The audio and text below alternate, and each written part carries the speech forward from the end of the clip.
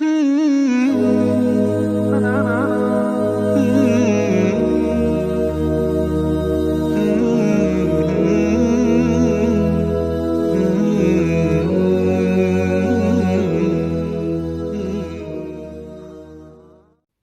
عليكم ورحمة الله تعالى وبركاته. وعليكم عبد الرحمن فضلا كسر وجنالك دينت معانك عن أبي عبد الله ويقال أبو عبد الرحمن الثوبان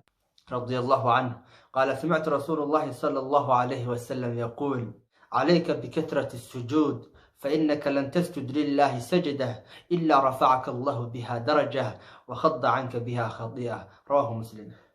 waxaan rabaa insha Allah fiidooyin mar baan soo dhaxdhigay inuu saad u dheeraa marka insha Allah hal laba ayaan ka baran doonaa biidnillah xadiis raba meesha aan ka sheegno biidnillah laakiin marka hore insha Allah aan ku dulmariyaa xadiiska macnihiisa kooban kadibna laba shay ama hal shay aan ka baran doonaa biidnillah. rasuulka sallallahu alayhi wasallam wuxuu yiri عليك بكثرة السجود waxaa macnaheedu dushaada waajib ku ah inaad macnaheedu sujuud aad badisid inaad sujuud aad badisid ayaa dushaada waajib ku ah فإنك لن تسجد لله سجدة adiga rabbiga maada u sujuudin ama ilaahaga maada u sujuudin ilaa hadii dhacday inaad u sujuudo hal sujuud maxaa dhacaya waxaa dhacaya ilaa rafa'aka Allah biha daraja ilaahay wuxuu kor kugu qaadiyaa darajadaada ayuu kor kugu qaadiyaa wakhadda anka biha khadi'a xumaan aan samaysana ilaahu ka tirtariya marka micnaha xadiiska waan fahanay qofkii hal sujuuda ilaahay muxuu sameeyaa darajadaada kor ayaa loogu qaadayaa dambigaagana waa laga tirtariyaa سيادرت مرك حديث كان لبش يا رأينا ما أنت أكبرنا أوكلية بإذن الله وأنا لبش عن سلية حديث كان كوكو بيها بإذن الله لبدا شيء وحن كوبا إن قفل بوب مسلم قلبك سو آدي وجو أنت لبدا شيء وحوا يكنوه رين كل شيء قفل بوب مسلم وح وتشعلي هاي درجة إله أكتيس وكل هاي إن مر والبئ كرلا وجوق هذا يتشعلي محل جودا درجة إله أكتيس أكل هذا يا كرلا وجوق هذا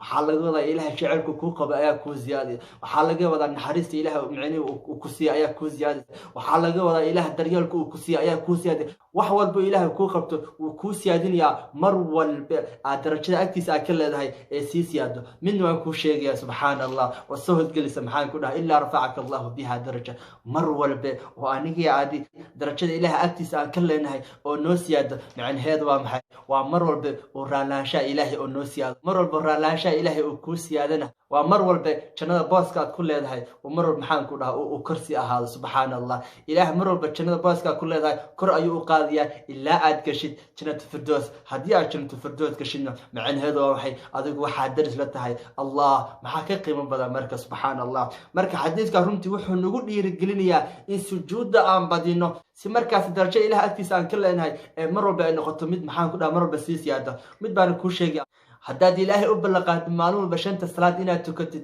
ilaahayna wuxuu ku balaqaadayaa maalintii 34 jeer inuu kor u qaado darajada aad ilaahay agtiisa ka leedahay macnaheedu maxay shanta salaadood waxa ku dhex jirta 34 sujuudood ayaa ku dhex jirta mar walba aniga aadi aan sujuudno waa mar walba ilaahay darajo agtiisa korna ula qaado subhanallah marka xadiiska runtii wuxuu nagu dhiirigelinayaa in salaad aan tukano aan ka tagin bal xataa sunnooyinka inaan ku darno si markaas sujuudeena u badato macnaheedu ay tahay si markaas darajo ilaahay agtiisa ku leenahay oo korna u qaado okay waa arinta koowaad arinta labaad waxa waaye ay wakhadda anka biha khadi'a mar walba aad sujuudid